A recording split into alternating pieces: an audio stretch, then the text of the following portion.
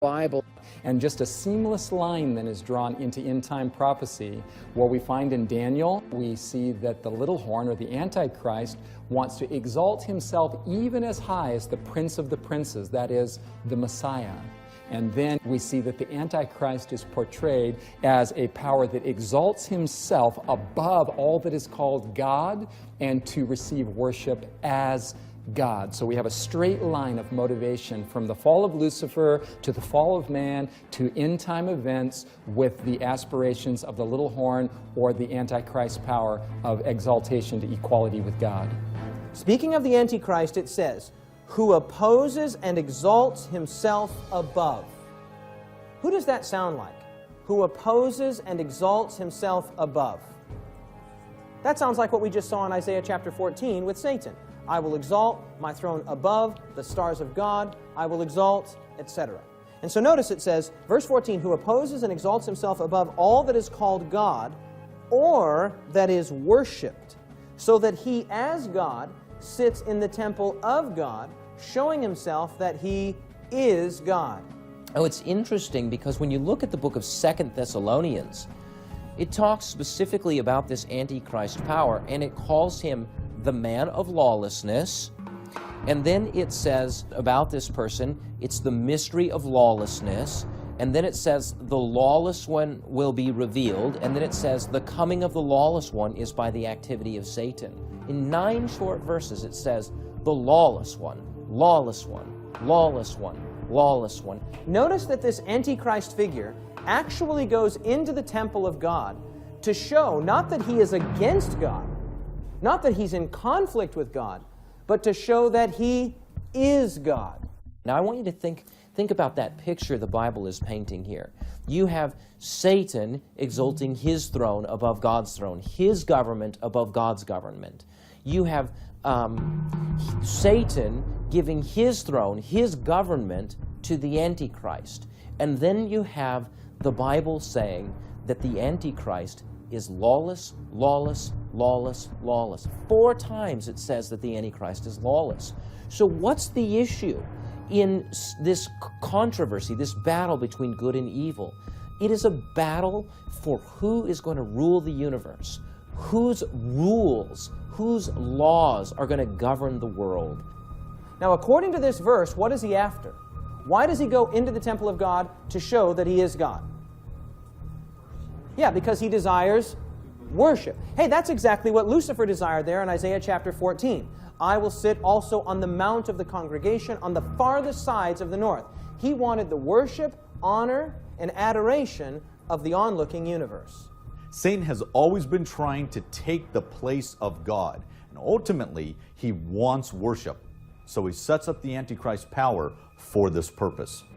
In Revelation chapter 13, we actually encounter this Antichrist power, but under a slightly different name, a slightly different picture. In 2 Thessalonians, he's called the son of perdition and the man of sin. In Revelation 13, he's presented as a kind of conglomerate, strange beast, a beast. And so in Revelation chapter 13, beginning in verse 1, then I stood on the sand of the sea, and I saw a beast rising up out of the sea, having 7 heads and 10 horns. And on his horns 10 crowns, and on his heads a blasphemous name. Now the beast which I saw was like a leopard, and his feet were like the feet of a bear, and his mouth like the mouth of a lion. And the dragon gave him his power, his throne, and his great authority. Okay, who gave him his power, throne, and great authority? The dragon. Now we find out who this dragon is in Revelation chapter 12, verse 9. It says, and the great dragon was thrown down, that ancient serpent who is called the devil and Satan, the deceiver of the whole world. He was thrown down to the earth, and his angels were thrown down with him. Now it is clear that this symbol, spoken of as the dragon, is the devil. When we read through the book of Revelation, we see that in Revelation 13, that the dragon, that's Satan, gives his throne to the Antichrist. And that the Antichrist is sort of trying to bring about Satan's rule on this earth. That is, his rules, his government, his way of running the world. It says, so they worshipped the who? The dragon. So they worshipped the dragon. Now, who did we just discover that the dragon was? Satan. So, if the verse says they worship the dragon, who are they worshiping? They worshiped the devil. The Bible says that at the end of time, people will be worshiping the devil. The tricky part is that they will be doing it unknowingly. The Antichrist is not some political power only. He's trying to sit in the temple of God, showing himself that he is God. Now here again, don't miss the basic point. If Satan walked into this room and presented himself as Satan and commanded us to honor and obey and worship him, would we do it, yes or no?